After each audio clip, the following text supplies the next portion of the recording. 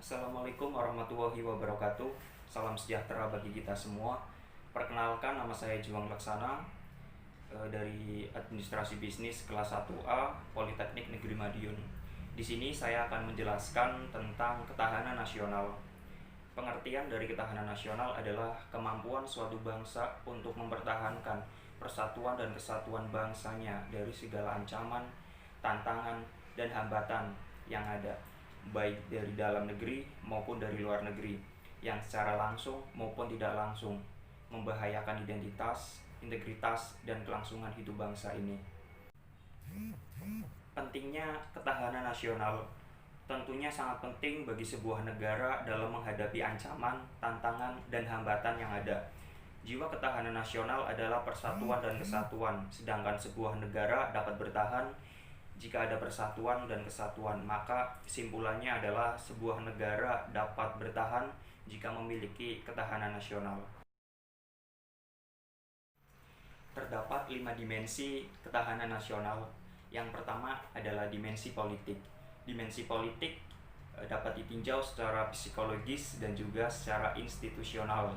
Secara psikologis mengenai bagaimana kepercayaan masyarakat dengan pemerintahnya dalam mengelola sumber daya. Apabila masyarakat tidak percaya, tentunya pemerintah akan kewalahan dalam memobilisasi masyarakatnya.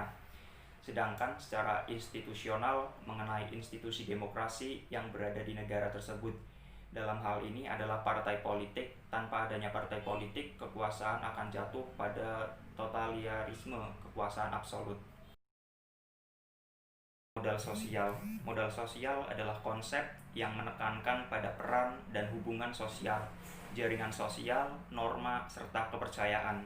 Apabila modal sosial suatu negara rendah, setiap warga negara tidak akan saling percaya dan menjadi satu Indonesia. Yang ketiga adalah modal manusia. Modal manusia merupakan kemampuan yang didapatkan seseorang melalui pendidikan. Dari pendidikan kita bisa mendapatkan pengetahuan dan keterampilan.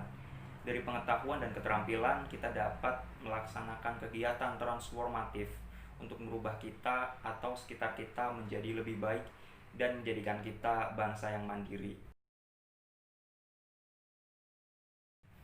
Yang keempat adalah modal budaya.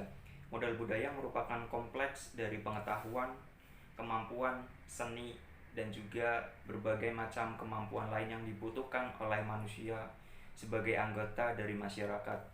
Tanpa adanya budaya, kita akan menjadi arena untuk dipenetrasi oleh budaya-budaya asing. Oleh karena itu, modal budaya merupakan salah satu dimensi dari ketahanan nasional. Kemudian yang terakhir adalah modal fisik. Modal fisik merupakan suatu hasil atau usaha yang dilakukan oleh manusia yang biasanya untuk membantu kehidupan sehari-hari. Berbeda dengan modal budaya, modal fisik ini memiliki bentuk nyata dan tangible. Selanjutnya saya akan menjelaskan tentang ancaman, tantangan, hambatan, dan gangguan. Ancaman bersifat merombak dan merubah kebijaksanaan, baik bersifat militer maupun non-militer, yang berasal dari dalam maupun luar negeri. Contohnya adalah narkoba. Narkoba merupakan contoh dari ancaman non-militer yang bisa berasal dari luar negeri maupun dalam negeri.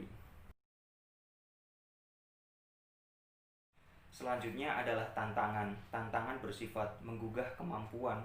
Contohnya ada percobaan invasi asing, korupsi, kolusi, dan nepotisme, serta ada kriminalitas. Kemudian ada hambatan dan gangguan. Hambatan dan gangguan keduanya bersifat melemahkan.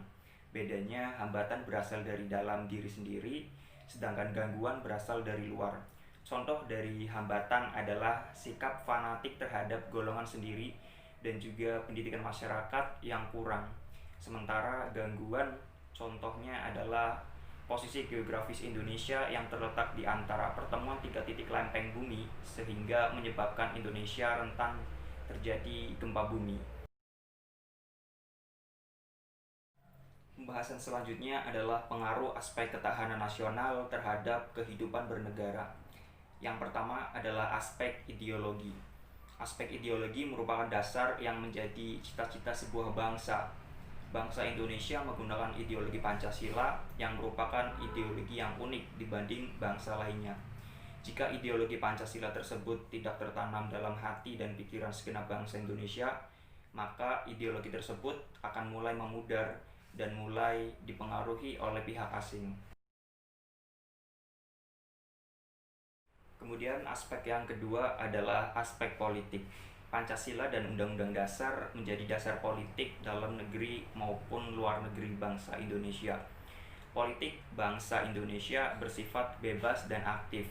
Bebas artinya bangsa Indonesia berhak untuk menolak intervensi dari luar maupun berhak untuk tidak memihak, dan aktif berarti Indonesia berhak untuk bergaul dalam pergaulan internasional secara aktif dan tidak menjadi objek saja. Kemudian aspek yang ketiga adalah aspek ekonomi. Bangsa Indonesia menggunakan sistem ekonomi kerakyatan yang berarti setiap warga negara Indonesia berhak untuk berpartisipasi dalam roda perekonomian bangsa Indonesia untuk mencapai tujuan dari negara Indonesia, yaitu mensejahterakan masyarakat.